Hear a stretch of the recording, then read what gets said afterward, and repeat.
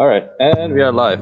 Hi, everyone. Welcome to a new episode of Global Citizens. My name is Calvin. I am the show's host and also its creator. So, my guest for today is actually a fellow podcaster. We have Mr. Shayan Parzi. He is one of the co-hosts of Third Culture Podcast, which is one of the top 15 society and culture podcasts. So, welcome, Shay. How are you feeling, man? I'm good, thanks. Thanks for having me on this show. I'm feeling great. It's morning time, sort of, right? So I'm feeling fresh. I'm feeling nice, ready for All this. right. Fantastic. Okay, we are actually 3 hours ahead of United Arab Emirates, so it's actually going to be in the evening soon. All right, all right, all right. No worries. All right.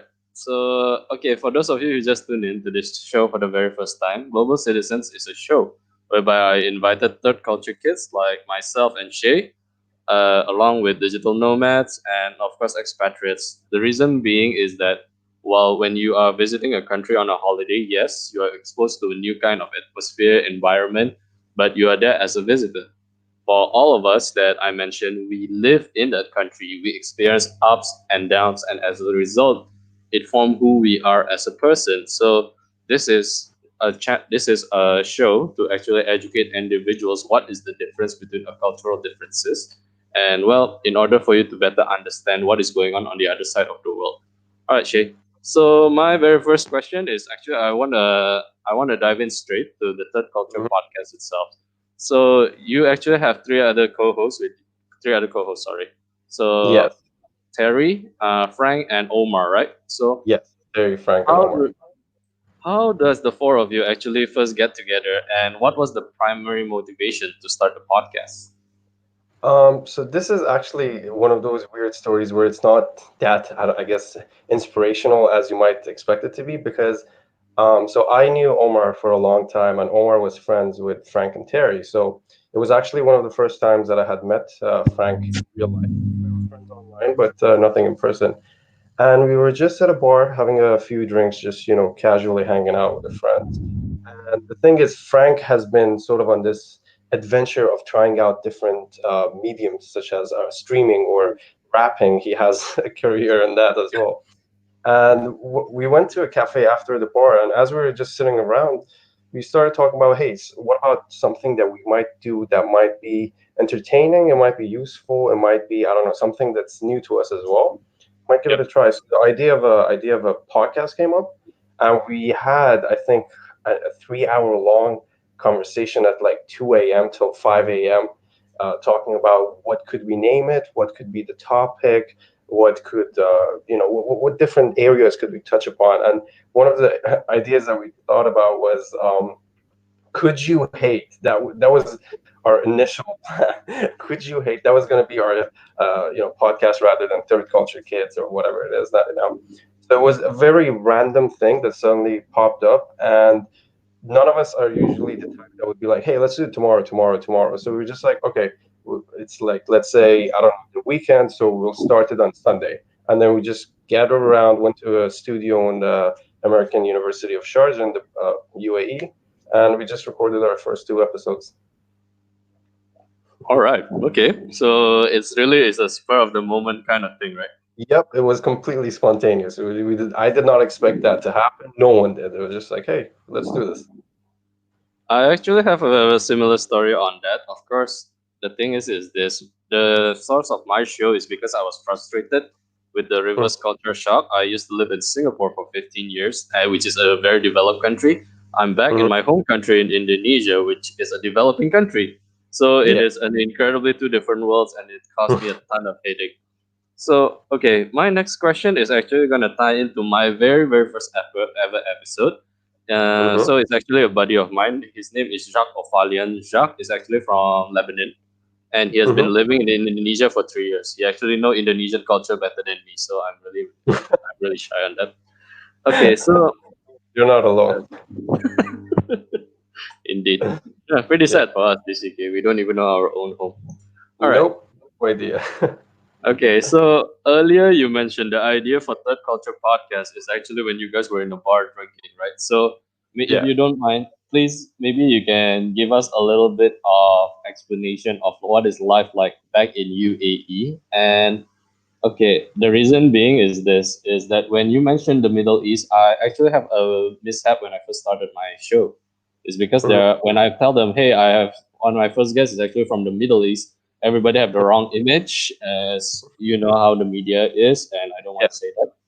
So the fact that you can tell me, hey, the start of my show is when we were at a bar, that's definitely that's definitely not the same way as that. So probably uh, expected us to be in a tent going like la la la la, and just randomly came up with this. yeah. Yeah, so um, basically, I lived in Iran, which is where I'm from, till until the age of 6, and then I visited every year, like for a month or so. So I'm not really that well versed when it comes to my own culture, just like you, similar to you, because I didn't grow up there. I didn't have that much exposure to the people and so on. So for me, Dubai is where I grew up, where I've, shaped to be who I am right now. And the thing is, specifically when it comes to Dubai or like Gulf region, like Oman, Yemen, Saudi, and so on. Well, there's some minor differences here and there, but these countries have a lot of immigrants coming, especially from Asia, actually from Philippines, India, Indonesia. We have like Chinese, Japanese a little bit, but majority of them are like India, Pakistan, Indonesia, Malaysia, Philippines. These sort of East Asian countries, or is it Southeast Asian? I'm not sure. And so we have a lot of mixture from those people, and then you obviously have the Arabs who call this region their home. So you have a mixture between those guys and the people, the locals here. And at the same time you have, whether it's because they're like developing and moving forward, so they have a lot of, let's say, I don't know, Western engineers or architects, or this to design how the country should work and stuff, right? So because of all this, you have a lot of different cultural influences inside the Gulf region specifically. In the Middle East, it will vary a bit. You'll have like Lebanese people with their own culture, Iranians with their own, and so on. But in the Gulf region and UAE specifically, it's a mixture of all of these cultures that are coming together. So it's like you have a little bit of here, you have a little bit of there. It's not like it sort of falls outside of what Middle East is portrayed as, even like traditionally, just like the other countries themselves. It's So not it's like in Aladdin, guys. It's no, not no, like it's in not like Aladdin. that. Definitely not like that. And the thing is, one of the benefits of that is that because, especially with third culture kids, people like me who grew up here or so on, right? We are very open to these cultures because we don't have one. So you could be a Muslim who goes to a bar. You could be a Christian who might, I don't know, have a lot of Muslim friends, and you might, let's say, fast, like go to their breakfast during the Ramadan when you open the fast and so on. So you have a lot of different things going on, and that's a very fun part of it. It's very eye opening. It's quite different from what the media shows you. Yeah, so it's pretty fun. All right. Okay. So do you mind explaining a little bit more about your TC quest? So it's a term on this show whereby you Mhm. actually tell about your journey as a TCK. And I'm sorry, this question is you're gonna have to hate me for it. How do you define the term home, and what Ooh, composes your anchor? my anchor. Okay.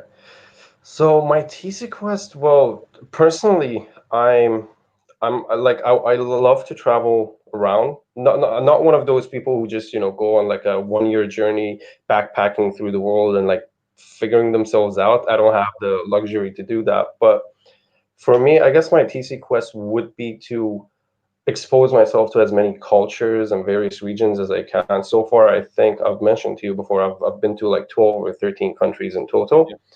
And my TEC quest, I guess, well, it didn't start exactly from the age that I entered Dubai, but rather from the age of 11 or 12, because that's when I switched from an Iranian school to an English speaking school. So I started, getting exposed to different cultures, Pakistanis, Arabs, Americans, whatever it may be, Indians, and so on. So it started right as I hit my teenage years. So I feel like those are the most crucial years in forming who you are. So it started from then, and I started getting interested in various cultures, various peoples. What do they like, or why do they eat the way they eat? Why do they eat the food that they eat, or why is their music this way and that way, and so on. So I've made sure to, despite like my personal background as an Iranian, which sort of limits me to how many places I can travel, or whether it's easy to travel there or not, or how many documents I may need. So despite that, thankfully I've overcome it, and I've traveled to Europe. I interned in Europe for the last summer.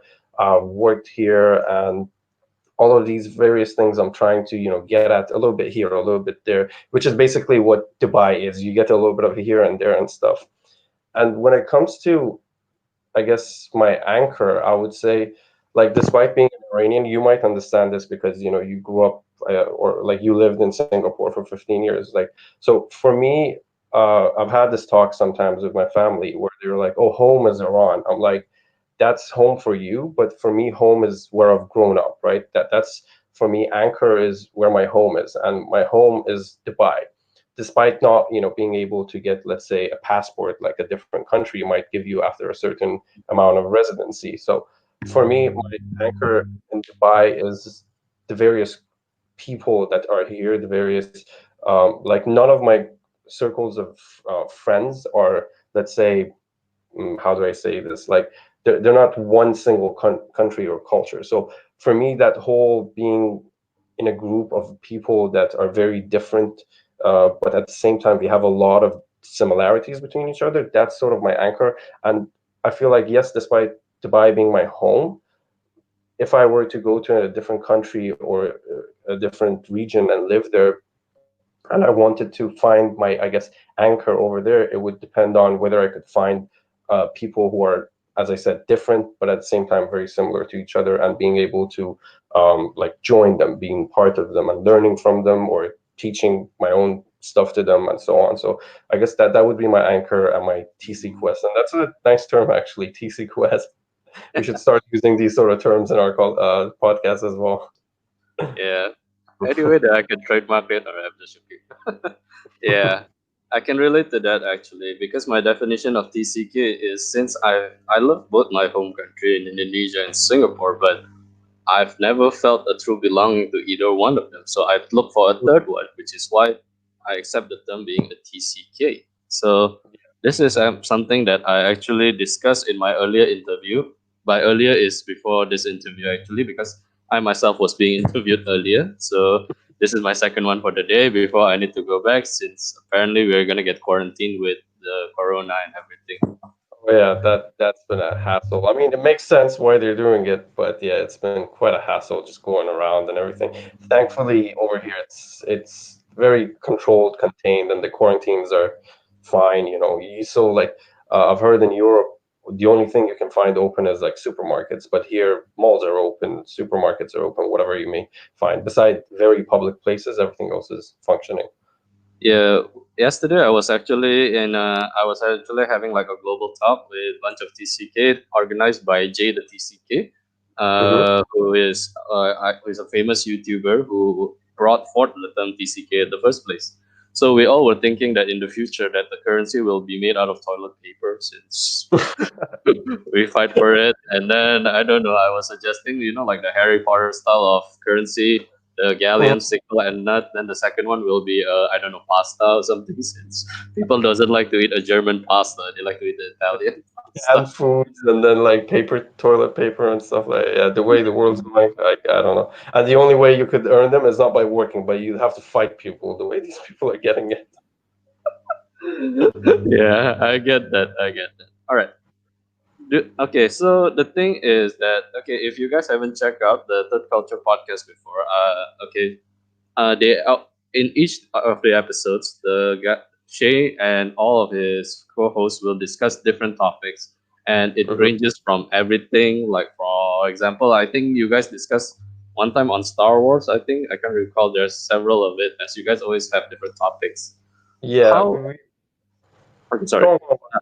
Don't worry. Uh, how important do you feel is this creative outlet is important for TCK? I always encourage this is because I feel is that for TCK is because we are exposed to so many different kind of new surroundings, entertainments, cultures that it produces a lot of ideas. And the thing is that when we are back in an environment like, I mean, there are those, like, for example, maybe in Hong Kong, Hmm. Los Angeles, in Singapore, areas that is a lot of multicultural individuals. So it is an environment that encourages this. However, if you are back to, like, if you're like living in Indonesia, which is a developing country, this kind of perspective dynamism might not be encouraged well, and as a result, if you don't find a way to vent it out, it becomes a source of frustration. So, what do you think on that, Shi? Yeah, definitely. I do agree with you that if you get a limited access to letting it out, it could frustrate you or annoy you, or I don't know, become some sort of cognitive dissonance. But and a good point you mentioned first, I want to start with is that I actually read a research article a while back. I don't remember exactly when, that talked about how groups or teams that have various people from different countries and cultures together are way better at coming up with solutions and resolving issues or problems at hand compared to single cultured groups of teams. So when it comes to that, yes, you're right. We do tend to have, I guess maybe it stems from our exposure to various cultures, and each culture has their own, I guess, creativity, their own art styles, and so on. So when you get exposed to these, you can not only, I guess, it shapes your mind or brain in a different way, but you also pick up little things and you can mix them up to create something completely new. And for me, I got to start again with my definition of art, I guess, is very wide. It's not just, oh, you got to paint or music and this. So um, even doing a podcast or a show where you talk about different things could be a form of art, I guess, in my perspective. So when it comes to that, we try to have all of these different topics, as you said, but base their theme around being a third culture. Like, how would you react to this thing as a person who's had this upbringing or a growth or this POV to world rather than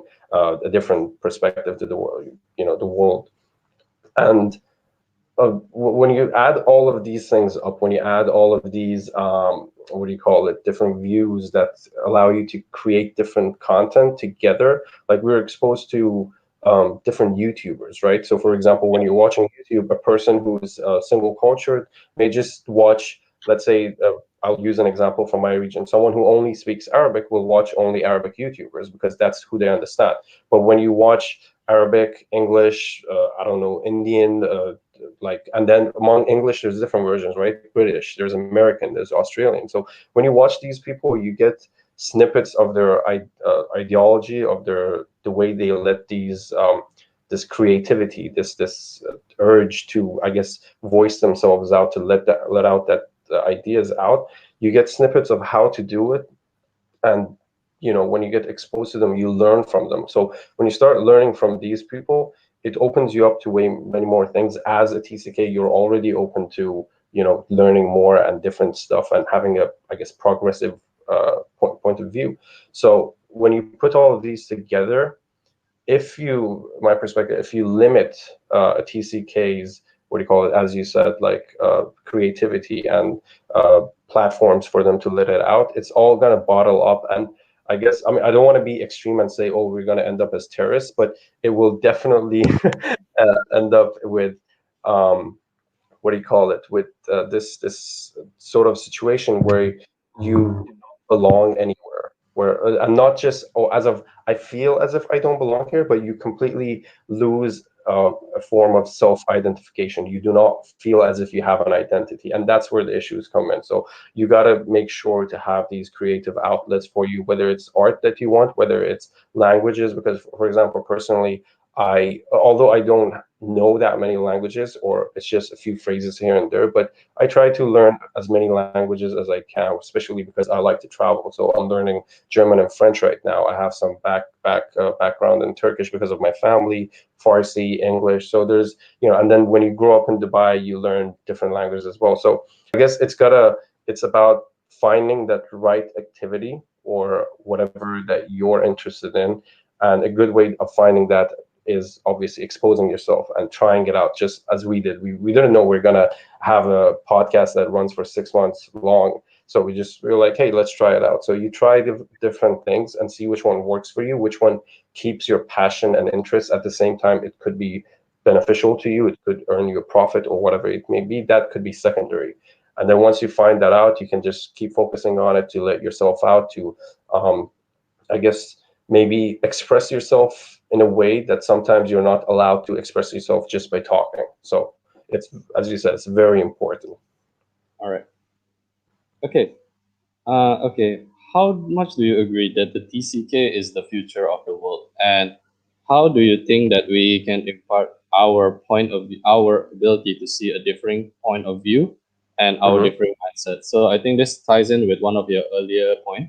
So this is actually a question that I come up with after the past interview also. So the thing is this.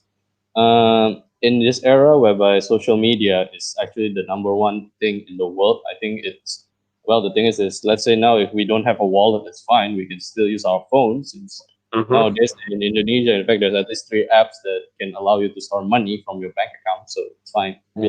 So the thing is that with the effect of globalization, I think the thing is that when you hear the millennials have been complained as having no loyalty, they have a different point of view, they are entitled, or in a sense is people try to say that their entitlement is because I believe is they came from a more privileged background, so as a result they always already had a point in their life whereby they got everything that they want to, and now when Hmm. they are older they need a different, they can't be motivated by money, which is something that I think the past generation does. And this is something that I recently heard, and it's because people tend to say millennials have, Hmm. so I already mentioned no loyalty, right? So the last one is that they cannot accept to, this is how we always do it, is that they can't stand being that told to do it following tradition. And to be fair, I think this is something that we TCK has also experienced, because this is what we experienced in our youth, and now we are adults. This became an advantage of sorts. It's because it developed our mindset. However, for us, if we go to a foreign land as adults and we tell them our experience, they will find it impressive. But for kids, people will find them as bunch of rebels, or they are being a brat of sort. So how do you feel that we TCK, or especially adult TCK, could be guidance to a younger generation that is following the aspects? Maybe kids from the Eastern countries learn from the Western part of the world. As a result, they exercise free speech, which in the Eastern part of the world has never been common in the past.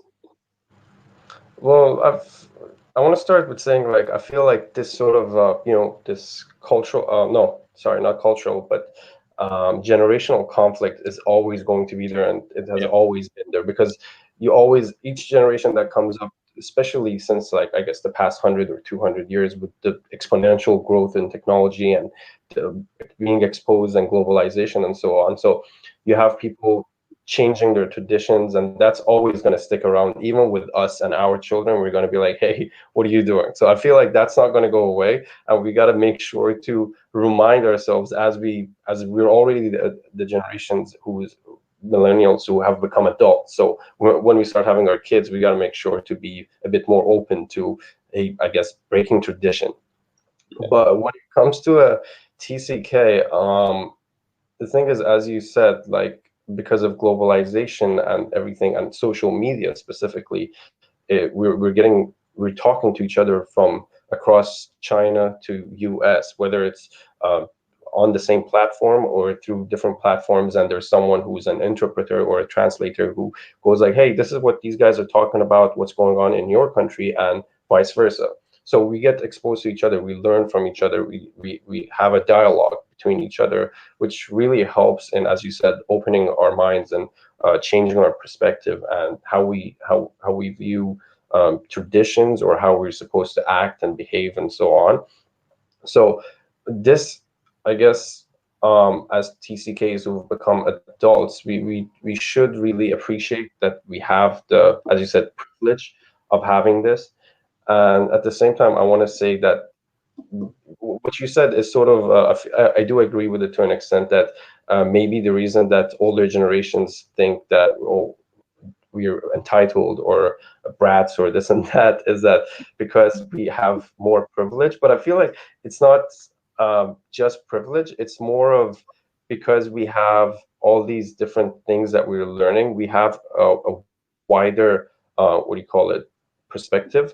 So it's not just that we're privileged. I feel like they're, and I don't want to call the older generations regressive or narrow-minded or anything. They may be open-minded compared to their own older generations, but because it's very exponential, all of this, especially in the past like 20, 30 years. So it's just like computers and how we can adapt to the technology that's coming out, but for older generation it's much harder to learn and adapt to these things. So the same thing can be said with cultures, traditions, and so on, because we're getting exposed to them at a much more rapid rate compared to older generations. I feel like we are capable of adapting to these, and we are capable of forcing ourselves or teaching ourselves to accept these different perspectives. And sometimes when we accept these things, we have to reflect on ourselves and ask, what are we doing? Like when we're doing so and so in our tradition, when we don't have free speech, as you said, why is it that we don't have free speech? And then you start asking questions, and then you start thinking about, oh, maybe they're trying to, let's say, I don't know, oppress us, or they're trying to hide something, or they're trying to do this and this. And I don't feel like it's only Asian countries and Asia. I'm including Middle East as well because we're part of it as well. It's not just us learning from them, but it's also them, Westerners learning from us as well. So it's like a very well balanced back and forth exchange. Even though in the past it may have been more um, like favorable towards the Western side, because of Yeah. let's say colonialism or whatever. But right now, it's a very well balanced back and forth dialogue between us where we learn from them, hey, okay, free speech is good, giving rights to humans is good, diversity is good, so and so is good. And then they learn from us certain values that we have in our traditions. Because despite, yes, traditions or cultures having negative aspects, they also do have positive aspects. So you can still learn and pick those up and have them, incorporated into your lives. So when you mix these things up, I feel like we gotta stay open. As I said, you gotta stay open when we have kids. When we have kids, we should be open that, hey, these kids are growing at a much more rapid rate mentally compared to us, even us, and they may learn things from sex education to about drugs to about how economics work to about financing and so on, way more than we did. So we Yeah. should stay open and sometimes even accept that, hey, despite me being a third culture kid who is very good at technology and accessing this and that, I should be open that maybe my kid will learn something, okay, and from a valuable, validated, sorry, source, and I should accept that I do not know it and I should learn it from him. So not only we should teach them, the newer generations, but we should be open to learning from them. So I feel like that's the way to go for TCKs or millennials. Ye- Okay. Sheikh, in the last, I don't know, maybe let's say we put 5 years or so. What has Hmm. been the biggest blessing that you feel being a TCK? And if you can repeat anything, would you have changed anything, or you would have kept it the same way? And also, right, throughout your time, maybe in the country that you live, from Dubai, outside of Dubai, or maybe the countries that you visit, have you Hmm. ever encountered any unique learning opportunity? Well, people like to call it failure. I don't like to use that term, especially on my show. So we call it learning opportunity due to cultural differences. Hmm. Well, in the past 5 years, when I think about it, there may have been one or two minor decisions um, I would have liked to change. But at the same time, the thing is, when you have the power of hindsight, when you're looking back, it's easy to say, oh, I would have done this or I would have done that. And that actually makes it more difficult in my case because, for example, I had the opportunity to move to other countries for my university education, and I decided not to and stay here and only do that for my master's or midway through my bachelor's. And I I would have liked to have taken that, but at the same time, because I did not take that, I was exposed to certain friends, certain a relationship that I really appreciate, or I was exposed to actually changing the way my life goes. I wanted to move to Australia and work there and study there and so on, but now I feel like the way America or Australia is not personally to my liking, and I would rather prefer to go to Europe. So I feel like it I would have changed it, but at the same time, there's factors that tell me, hey, maybe what you did was right, and you're in a better place, or you're moving towards a better place. And beside that, also, another thing I wish I would have done would be the languages thing. Although I'm trying to learn as many languages as I can right now, I feel like if I had started this earlier, it would have been way better, beneficial to me at this point. And sorry, I forgot the second part of your question, Oh, just to right. recap on it. Have you encountered a unique learning opportunity due to cultural differences? Yes, yes. Oh, yeah, that's why I mentioned the languages actually. So, um, for me, most of my traveling has been either vacation or holiday. So it was just, sightseeing, or going to a restaurant or this, or taking a walk and so on. So it wasn't that many interactions with the locals and so on. But during last summer, when I interned and I like studied in a program for 3 months or so, and I went to Prague for this, and then after that, I took a little while to travel for myself. But when went there and I was interning at this company called ILO, which was a great company, and they had, well, majority of their staff were Czech citizens or individuals, but they did have some individuals who had come from US, or who had come from other parts of Europe, and they had some people who had actually traveled to Dubai or lived in Dubai. So that was pretty interesting as well. But the thing that it did teach me, a learning opportunity, was about the languages, and which is why I that's the only thing I can fully say that I do sort of regret, is not learning languages earlier, because I met a lot of people at the company that I worked in, and despite being a bilingual person, there were people who knew three or four languages, or people who were capable of not just knowing their own, uh, their own language, or English, which is an international language, right? But they were able to learn the language of Czech, which is not an international language or something that you would learn. So I wish I had started learning languages more, because I saw the opportunities that it created for them, that they were able to work at this great company in Czech instead of their own home country, or so on, just through either happenstance, or searching online, or working with a client of theirs, or so on. And that is something that I want to recommend to everyone, even if it's just a few sentences, a few phrases, or how to say hi and bye, or just having a conversation in the grocery store. Make sure to learn as many languages as you can, and be be sure that you will like appreciate this later in life, even though it's difficult, especially if you're learning multiple at the same time. And I would also recommend to be not only bilingual but a trilingual person, because it will definitely come into play. Either know, like a Asian language from Chinese or Indonesian or Tagalog or whatever else it may be, or like a European language such as French, German, Spanish, and so on. So yeah, that's my Right. learning opportunity. Okay. My last question is actually inspired by a certain unique experience that one of my past guests and one of my editor for my article has actually mentioned. So he's actually a Filipino. So back then, when he was living in Taiwan, he's actually Hmm. a big fan of basketball. However, he doesn't like to play basketball when he was living there. The reason being is that in Taiwan, the basketball court is located outside, and being a Filipino, he already has a tan skin, and he was really insecure about that because when he go outside, the more often he goes out, well, the more tan he will become. And as a result, he was afraid that this is something that people will tease him. Hmm. And actually, it's also inspired by one of my buddy who dares me to ask people this is that because he feels that if you grow a beard, then well, you look different. You can lie that you're from other country. So yeah, I won my bet.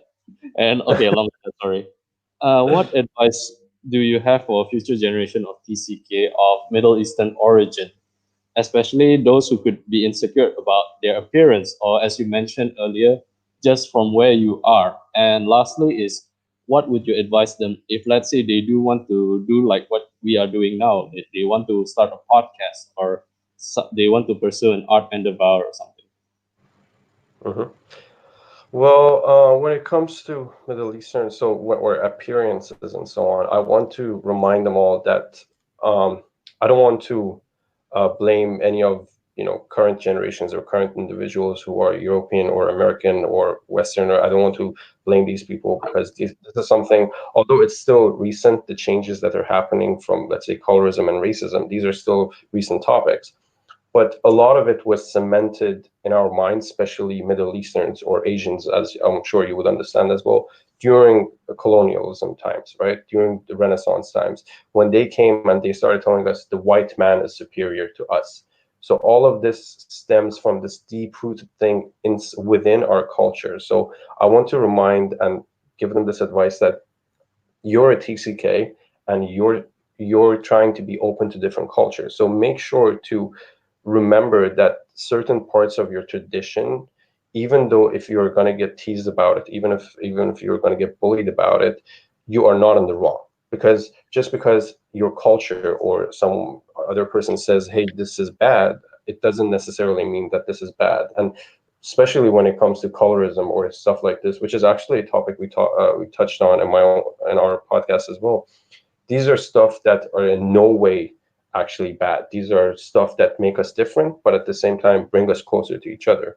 Because I would like to say this thing where we're all like snowflakes, although we all look the same from far away. But when you zoom in, each one of us has this unique thing about ourselves, right? So I want to remind them that hey, you're unique, and what you are makes you who you are. So appreciate it.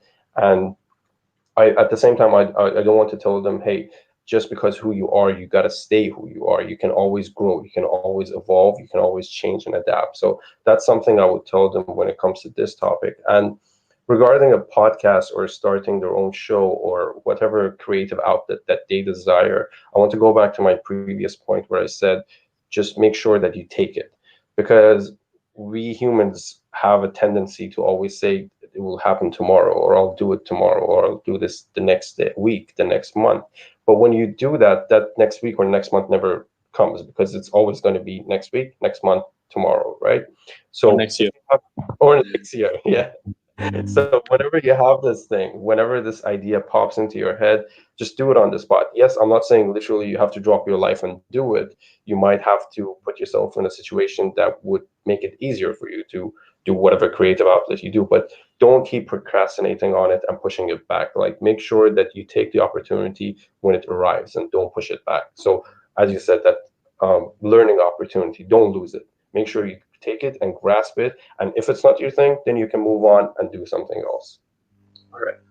Okay, I can sincerely agree with the last one actually. The reason why is because when I first started my show, I was using a laptop with only has a 480 pixel. So, and well, due to the lighting here, people can't really see it, but I actually have a tan skin.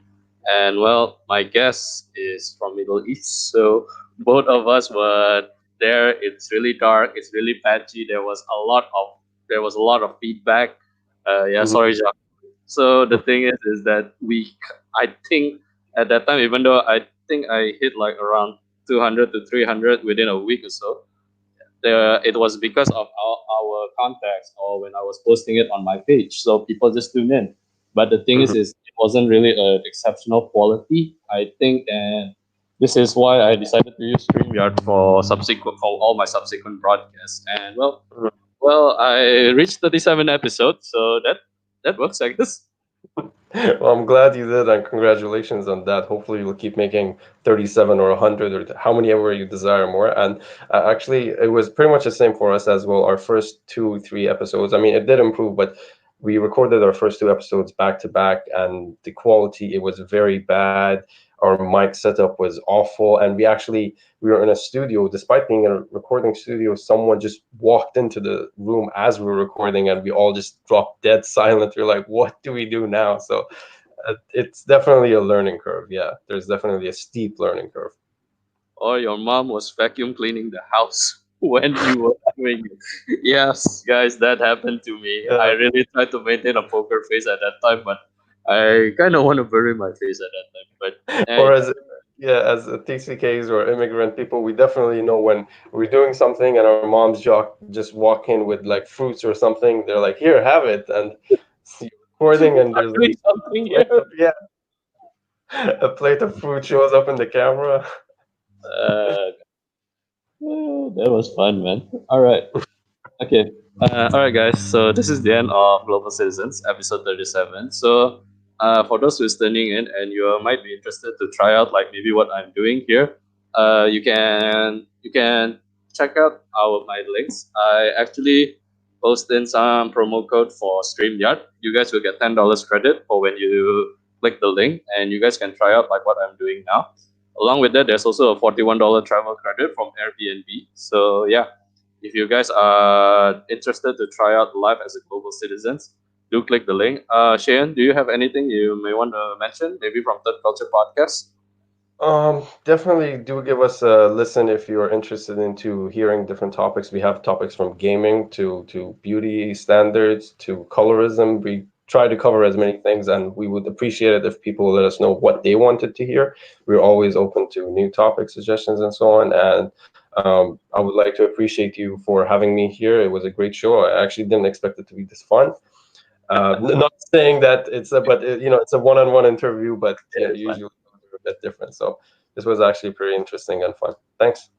You're most welcome. Yeah, I actually want to have the three other, but the thing is I think it'll be too compacted. So yeah, but this is really cool, and yeah, I really would love to be part of Third Culture Podcast, maybe as a guest. But the thing is, I know it's quite tough since you guys are doing it in UAE. But yeah, hope we get to do it in the future. Hopefully, maybe one day, because we recently actually, just before we end up wrap up this thing, we did a episode for the coronavirus where we recorded in our own homes with just our phones and so on, and then we edited it together. So hopefully, maybe one day we can have you on the show. All right, Definitely.